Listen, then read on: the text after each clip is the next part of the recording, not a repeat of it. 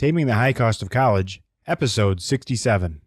You have kids, they grow up, and before you know it, it's time to plan for college. Where do you start? How much is it going to cost? Will you qualify for financial aid? Should you be looking into scholarships? When will you be able to retire? What about student loans? The list of questions is never ending. The good news is, all the answers are right here. Welcome to the Taming the High Cost of College podcast. Here is your host, certified financial planner, Brad Baldridge. Hello, welcome to Taming the High Cost of College. I'm your host, Brad Baldridge. Today we have a great interview with Jeet Banerjee. He is a co-founder of StatFuse, which is a great software and website that helps families understand the admission process and the odds of being admitted to a particular school. So I highly recommend you go check it out if you're at all concerned about whether or not you're going to be accepted at the schools on your list. There's a lot of great statistics and information there. As always, we have show notes available at Taming the High Cost of College /67 for the 67th episode. We're also working on upgrading the website, so we're starting to get more and more great information there as well. So go check it out when you have a chance. All right, let's jump into the interview with Jeet. All right, today we're sitting down with Jeet Banerjee. He's a co-founder of StatFuse. He's also a young entrepreneur, and he's out there making things happen in the college admission space. Welcome, Jeet. Thanks so much for having me. I'm excited to be here. All right, great. Well, before we jump into your software at StatFuse or website, can you tell us a little bit about yourself and how you came to do what you do? Yeah, absolutely. So I'm actually a 22-year-old serial entrepreneur. I've delivered a TEDx speech in the past, and I'm also kind of like a marketing consultant and all that good stuff. In regards to StatFuse and how I kind of came across the idea, so basically my partner and I were actually in the process of graduating from high school, and we actually attended a high school in California. We attended different high schools in California, but both our high schools had a very similar structure. It was a public high school, so we basically had about 2,000 students, and for those 2,000 students, we had like 3 counselors that basically were supposed to help us with the college admissions process and all that good stuff. So as you can expect, our time was very limited with them, and we were extremely confused and struggling in the process of applying to colleges and really figuring out whether we were going to get in, and if we were, what we had to do to better our chances. So we then essentially turned to the internet because we didn't have the money to pay like an admission consultant or something like that, thousands of dollars for that one-on-one attention. So we began looking online, and we really struggled to find a credible source or something that actually was providing like a value. And that's when we kind of realized that there was a real need for a product like this. So we basically ended up graduating from high school. And then as soon as we graduated from high school, we realized that we were still very passionate about this mission. So then we just began kind of surveying different students and seeing if other people felt the same way we did. And once we found out that it was really evident that this was a problem, that's when we both decided to just jump in hands-on and tackle this issue. So that's kind of how we started off with StatFuse. All right, well, great. Well, tell us a little bit about StatFuse. What is it and how does it work and why would we care? Yeah, absolutely. So StatFuse is basically an online application that basically helps high school students and community college students with the college admissions process. And we basically do this in 2 ways. One, basically students can come in and basically they fill out anything that they would see on a college application, and they select a university of interest. And from there, we give them a percentage that is reflective of their odds of admission to that specific university. So it'll give them a number like 48% or 32% or whatever it is. And then the second thing that we do is we do a full assessment of that entire college application that they're submitting to that university. And from there, we essentially tell the students what their strengths are, what their weaknesses are on that application, and what things that they can do to better their odds of admission. So for example, if they select a major that's hyper competitive at a certain university, we might tell them, hey, maybe it's a better idea, since you're on the borderline, to apply as a less competitive major such as so-and-so. And after you get accepted and become an undergrad, switching to the major that you want to switch to. So we'll give them little tips and little pieces of advice like that to basically help them out with the process. All right, well, great. So let's talk about the first piece of it then, as far as calculating your odds. So how does that work? How do you actually know what someone's chances are? And what kind of statistics do you use to figure it out? Yeah, absolutely. So we basically aggregate data from the universities. So a very high amount of the universities basically release public information on their databases of the students that got waitlisted, rejected, and accepted in previous year's admissions. And these are released. These are statistics released by the admissions office. So we basically aggregate all that data and plug it into our algorithm, and that's what allows us to give students their odds of admission. And that's basically how our algorithm and our technology works. In regards to our basically like how we validated our program and how we basically allowed for our software to be something credible and something that students can have trust in. When we launched the software about 2.5 years ago, we had a 6-month period where we essentially did a beta, and our main focus was just to prove the accuracy of the software. So we basically went ahead and worked with a closed group of students, had them go through the software, use it, and then apply to universities and report back to us so that we could compare the data of where they actually got accepted versus what their odds of admission were. And we also backtracked and backchecked a lot of the data with first and second year college students who had all of their college application information ready, and they plugged it in and kind of backchecked with their acceptance and rejection letters. So that's really how we kind of validated our software, and that's how we collect our data. Right. Okay. So I guess one thing that comes to my mind is you're looking at a lot of statistics that are quantifiable, like test scores and GPAs and that kind of stuff. Yeah, so we actually so there's a lot of competitors out there that just solely base it off of GPA and SAT or ACT score. And while those two metrics are highly weighted in the college admissions process, that's not all that's taken into consideration. So for each university, we have anywhere from like 20 to sometimes even like 35 questions that we ask the student. So we're actually taking the whole piece of the pie into consideration. So we'll ask students if they played a sport, what clubs they were part of, what positions they may have held in these clubs, if they're an alumni student, their ethnicity, if they've been suspended, any kind of legal troubles. So we really go in depth with our students to make sure that we're giving them the most accurate odds of admission that's possible. All right. So what about things like really hard to measure things like quality of essay or, extracurriculars and some of those things? How is that factored in?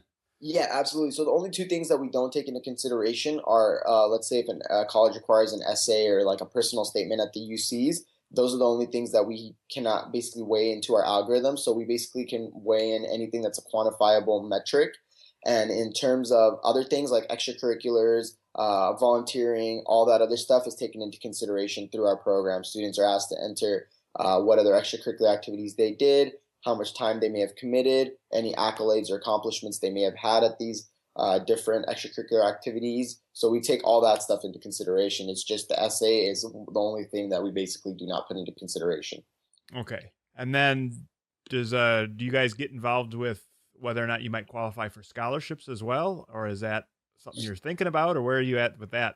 Because again, some people that are accepted at a higher level, you might be accepted with a scholarship. So yeah, absolutely. So we don't directly have any algorithm or any system built out within our software that'll kind of tell students whether they're qualifying for a scholarship or something like that. But what we do have and what we're consistently working on is we're building partnerships with scholarship organizations, and we're basically allowing students to basically be able to directly apply through our portal. So as we grow our list of partners, we have a scholarship section, and on there they can see the available scholarships and what the requirements and stuff are. And even though our portal for that is kind of small, we're trying to expand it and grow it as large as we possibly can. But that's something that we do also have on our site that students can take advantage of.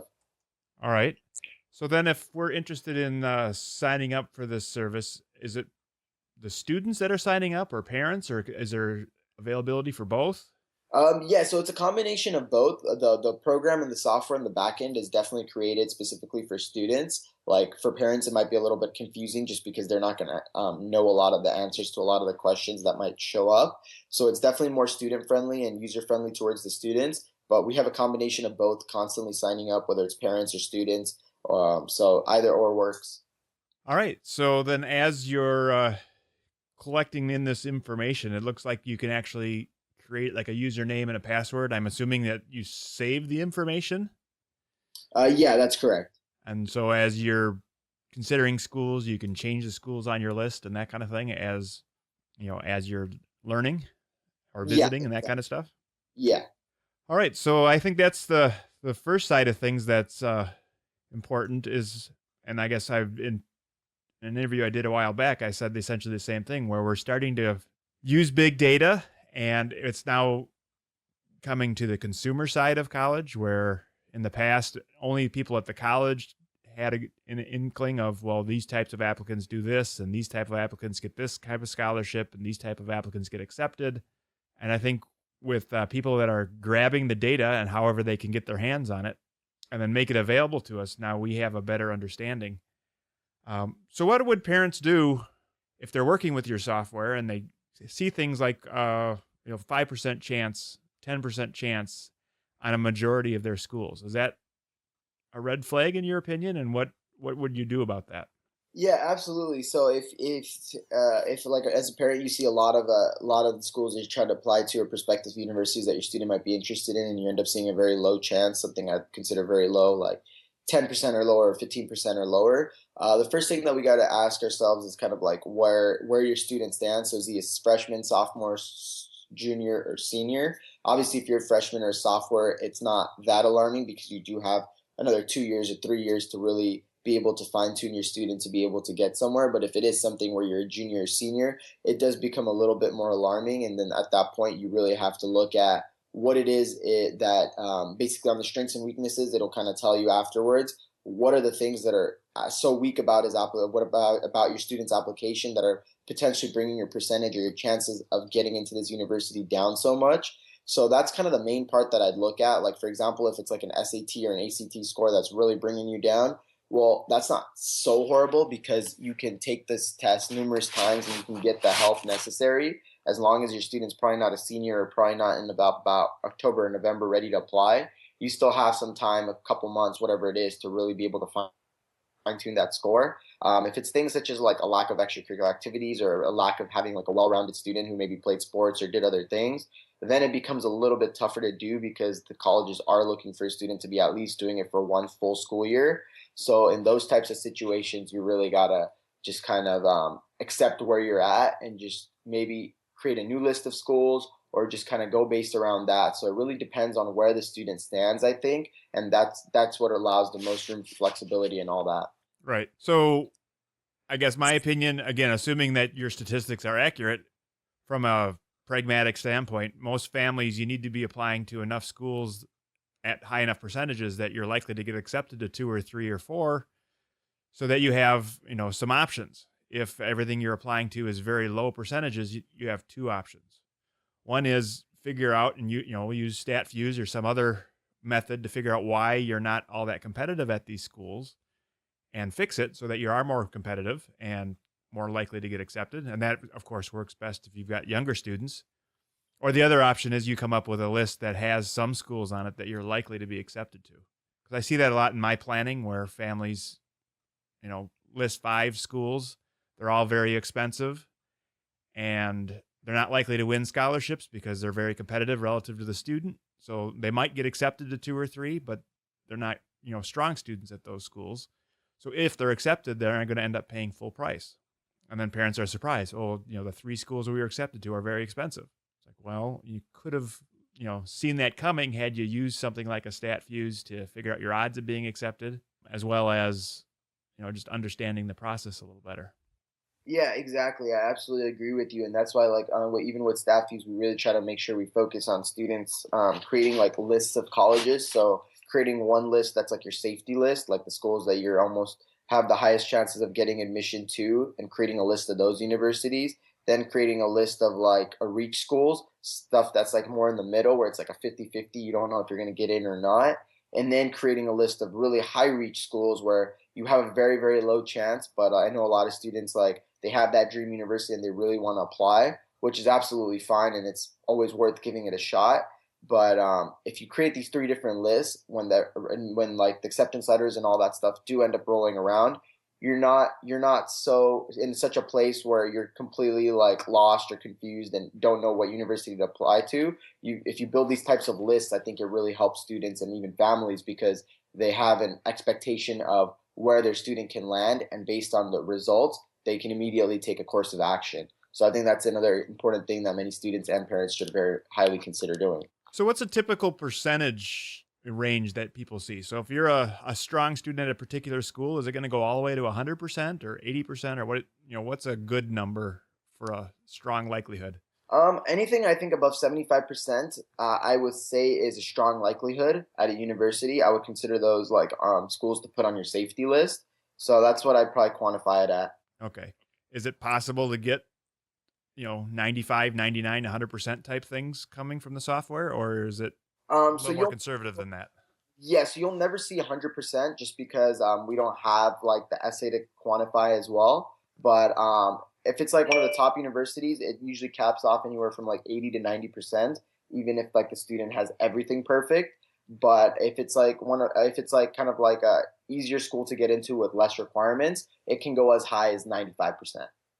Okay. So you're hedging your bets a little bit. You're never going to say this is a 100% chance, which I think is legitimate because you don't know the whole picture, even in this software. Yeah. And then what about the low end? What's take a student that really is a reach. What kind of percentages do you see there? Absolutely. So at some of the top universities, it can go as low as 5%. Like if basically you don't fill out the application at all, or you have a lot of things missing in your application, for example, you might be as low as 5%. And if it's typically like uh, a school with less requirements, you might be looking at about 10%, even sometimes 15% as the low end. Do you screen for hard requirements like 3 years of language might be required, or AP courses are required if they're available? Some of those kinds of things where you'd really be shooting yourself in the foot. Yeah, absolutely. So we do definitely do with the AP and honors class of requirements. We do definitely look into that. In terms of like the language requirements and stuff like that, what we've realized is most of the universities nowadays, like for example, like if you don't take 4 years of English in high school, like you basically cannot graduate. So there's a lot of requirements that the colleges do require, but it looks a lot crazier on paper. But based on the high school requirements that are being held throughout the country, like they're like basically mandatory at the high schools. So if you're graduating from high school, you're basically meeting those requirements for the colleges. So if it's something like that, we don't kind of like ask the obvious question to the students because we're just assuming if they graduate, then they're going to fulfill that requirement in order to get accepted to that university anyways. But for AP and honor stuff, we do definitely take that into consideration. Okay, because there's a few schools out there that have unusual requirements, like again, like language. 4 years of a foreign language, where a lot of universities don't care at all about language. Again, the higher end tend to have more requirements. The lower end schools tend to, look for just a college graduate type of student. Okay, gotcha. Okay, I didn't know you were talking about foreign languages. Yeah, yeah, absolutely. In terms of foreign languages and stuff, we definitely take those into consideration based on the requirements of the university. But in terms of like the maths and the English language, that the requirements, I think those are pretty like standard across the board, and they kind of meet the standards of like graduating from high school. So that's the one thing that we don't take into consideration. All right. So if I'm a parent and I'm working with my student together and we build a StatFuse, what do you call it? StatFuse profile, I guess. Mm-hmm. What, other than the two things that you mentioned again, to kind of reiterate, would be we can use it to calculate our odds to being accepted. Mm-hmm. And we can also use it to compare our particular application statistics to a particular college and see where we fall short and what might need to be improved. Mm-hmm. What other things are you looking to build out or are already there that we haven't talked about? Yeah, absolutely. So I think we've covered mainly all the things that we've kind of built out and offered to our students right now. In terms of looking into the future, we definitely want to see other ways where we can add an additional value. I know there's a tremendous value with like one-on-one access to either like a previous student that was like had one of the best applications going into a specific university, or even like talking with like previous admissions officers or admissions consultants and stuff like that. And I know like the market, if you do that like in person or whatever, is very, very expensive. You'll be spending quite a good amount of money. So another thing that we've kind of looked at in terms of doing is maybe offering some kind of like virtual counseling. And that's maybe something that we may test out and roll out later in 2016. But what I think there's a tremendous value with students being able to connect with other students who got accepted to that same university and that may have had like a really good application and did a really good job, and allowing the two of them to be able to connect over like a Skype call or something like that for an hour. I think that has tremendous value because that student can help the future student in terms of the essay, in terms of how to plan out for the college application, and even kind of sharing some insight on their college experience to see if it's something that's even a good fit for that student. All right. And then I guess the concern that a lot of parents would have is, so what else do you do with this data? Are you going to get a bunch of emails? Are we getting opted into things? Are we being given our data being given to various colleges so that they can send us brochures? What do you collect, and what is the privacy statement or policies for your site? Yeah, absolutely. So basically, any information that's entered through our portal is basically collected and stored in a secure database at our website.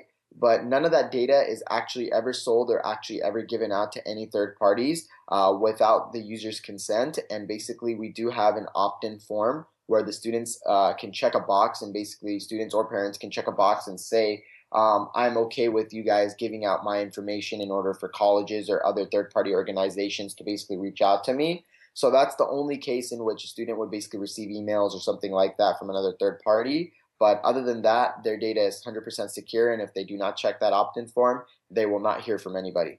Okay, so that's good to know. Is there anything else that you would like to share as far as where you're going and why people should get involved with StatFuse? No, I think you did a pretty great job in covering all the bases. I mean, I think if any parent or any student is really just just really wants to see where they kind of stand before because I know the anxiety of just submitting your college applications in the mail and then waiting 3, 4, 5 months to hear back, and you're never really sure if you're going to get accepted or rejected is really it's a really terrifying experience. So I think the biggest value that StatFuse offers is we kind of take out the guessing game with college admissions. If you really want to see where you stand beforehand so that you can kind of plan your way around that, I think StatFuse is a great tool for that, especially for parents and stuff like that, because if you've got some schools that your students are set on, but they don't know really whether they're going to get accepted or not, it's a great idea to go through our portal and to really get a realistic expectation of what things they may get accepted to, what things they may not. That way they can really plan and have safety schools and stuff like that they apply to, just in case their top choices don't work out. Because I've had many times where we've dealt with students and stuff like that where they basically pick 3 schools, they apply to those 3 schools, and they really think they have a good chance of getting in, but they end up not getting into any of those 3 schools. And instead of being able to go to a university, because they didn't have these safety schools, they end up going to community college for 2 years and end up having to transfer. While there's nothing bad with that, if you really have your heart and your mindset on just going straight to university, you want to be ready for these kinds of rejections and wait lists and acceptances that may come about it. And I think StatFuse does a great job of putting everything into perspective for you guys in a visual way. And I think that's where you guys can get the most value from what we've done. All right. Well, if people want to learn more, obviously they can go to the website at www.statfuse.com. Is there anything else that you guys offer, a blog, or can people contact you directly, or what else is out there? Yeah, absolutely. So if anyone has any other further questions or wants any other information or anything like that, feel free to reach out via email. Our email address is team@statfuse.com, and we'll be happy to hear from you guys and help you guys out with whatever we possibly can. All right. Well, thank you, Jeet.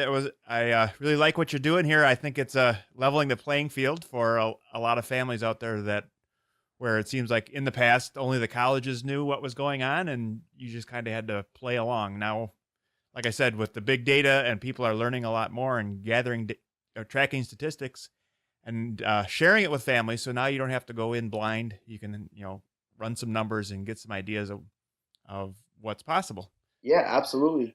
All right. Well, thank you for being on. I'm sure we will talk again soon. Awesome. Thanks so much. All right. That was a great interview with Jeet. Hopefully you learned a ton. If you need to get more information on some of the things that we talked about, it's all available in our show notes at tamingthehighcostofcollege/67. So you can go there and you can get links to all the websites that we talked about for StatFuse, etc.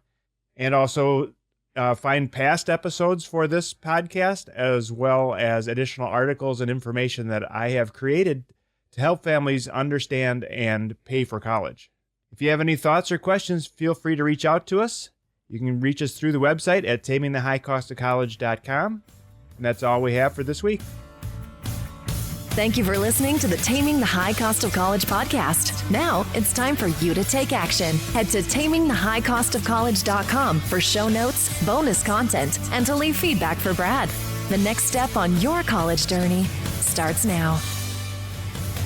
Brad Baldridge is a registered representative of Cambridge Investment Research and an investment advisor representative of Cambridge Investment Research Advisors, a registered investment advisor. Securities are offered through Cambridge Investment Research Incorporated, a broker-dealer and member of FINRA and SIPC. Brad owns two companies, Baldridge Wealth Management and Baldridge College Solutions. The Baldridge companies are not affiliated with Cambridge Investment Research.